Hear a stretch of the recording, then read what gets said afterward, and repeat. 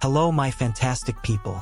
For this video, I had to borrow Dominic Noble's intellectual filter and for some reason it distorting my voice into being uncharacteristically sexy. I hope you can forgive that.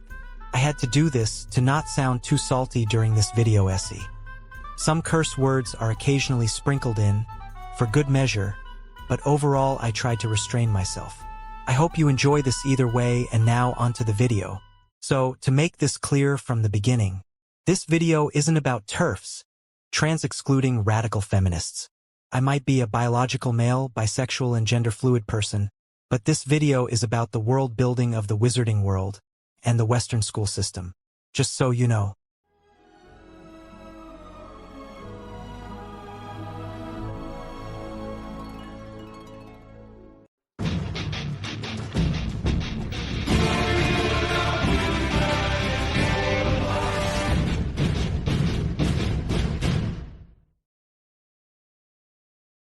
I've been visiting a lot of medieval fairs throughout my childhood, since my dad used to brew and sell mead, as well as self-made leather products there.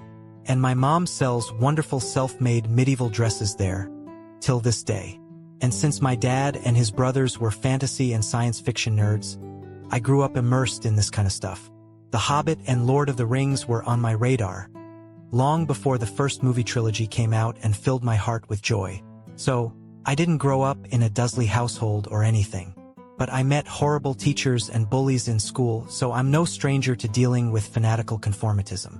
That's why I identified so much with Harry when I saw the first movie and even more when I started reading the books. Also because we both have green eyes, wear glasses and have wild, unmanageable hair. I often felt like escaping to a magical world whenever we went to the medieval fairs at the weekend. Unlike in school, I could have adventure and friendship there. And later in life, I felt the same way about nudism. I also love learning and discovering new things. So the idea of learning magic was always my biggest dream, right after becoming Santa Claus.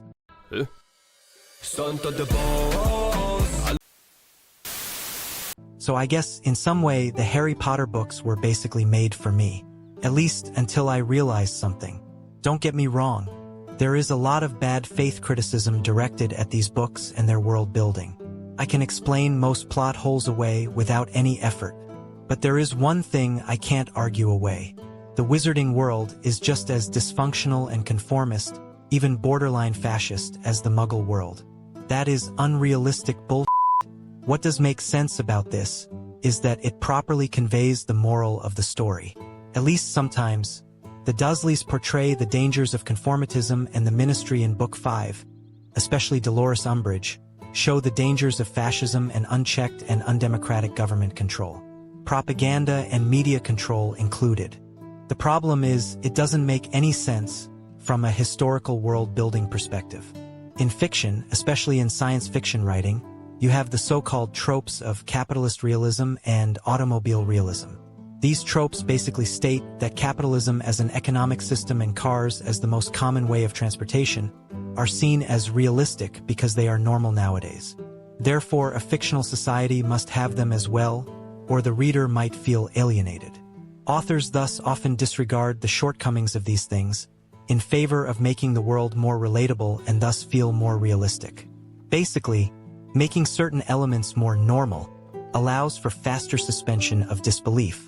And while J.K. rejects automobile realism in her books quite firmly, she takes a different trope that doesn't make any sense and puts it in the magical world without questioning it at all. A trope that I like to call Western school system realism. I'm not sure if anyone has ever talked about this in relation to fiction, but the Western school system is, to use a British phrase, a bit shit. Honestly, it's a system invented around the time of the industrialization and is thus still deeply rooted in the monarchical fascism of the times. You are supposed to sit quietly in identical rows, often wearing identical clothes, staring straight at and paying only close attention to the only authority figure in the room and accept what they teach you, without checking their sources. And if you don't obey, you will get punished. Socializing is regulated and only permissible during free time. It's a fascistic society in a nutshell. This system was supposed to train people for factory work, to make them mindless drones who do as they are told. to create an unhealthy codependency between you and the authority figures in your life.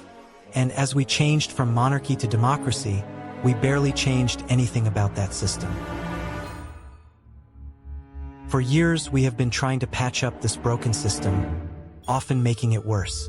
I could go on for literal hours on how the teachers beating the students barely kept the system functioning. Before this was gladly removed, but causing a million other problems.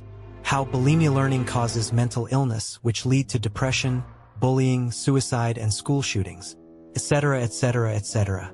I don't really have the time or energy to go over all the harm our Western school system causes to us and our children, but I think you understand the basics.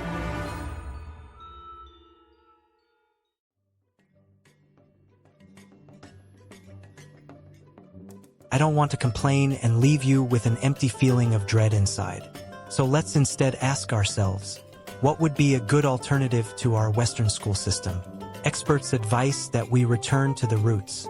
Shorter periods, starting later in the morning for the older students. Maybe just 3 to 4 days of school a week.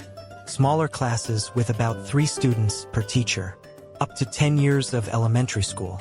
More practical work projects and field trips. More learning by doing. No more grades. Raising the quality instead of the quantity of learning. This system can prevent bullying, since a teacher has to only manage the social dynamic of 3 students, instead of 20 to 30 students. It gives each student a chance to get more individualized care for their needs and skill level. This system worked in many different societies for millennia. It isn't perfect, but it's a billion times better than the system we have today.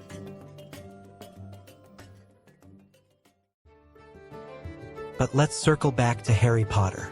The magical worlds separate around 1692, and I know Muggleborns kept coming into their society, but why on earth should they toss a perfectly functional system in the garbage to implement a broken Muggle system? There would be no reason for that. That would be like the Amish suddenly deciding that they all need private helicopters. That is not realistic. On a little side note, democracy and plumbing predate the modern era and existed since the Roman Empire. So it makes sense for a deeply traditionalist society which has magic to still have these around, since they have the infrastructure and other means to maintain them. No matter what happens to the Muggle society around them. Just saying. That's why I wrote my Harry Potter fanfiction with a better school system and, as Brandon Sanderson would put it, a hard or rather coherent magic system in mind. It's a challenge to write something so fantastically new and alien to me. I will try my best, and maybe, just maybe, this might turn into an original series over time. If you would like to read it, I put a link to the German and English versions into the video description, next to my Patreon and other links. I hope you enjoyed my little rant about Harry Potter and our broken school system. Thank you for watching, and like always, don't hate, don't discriminate, and most important of all, stay fantastic. Hogwarts, Hogwarts, Hoggy Woggy Hogwarts.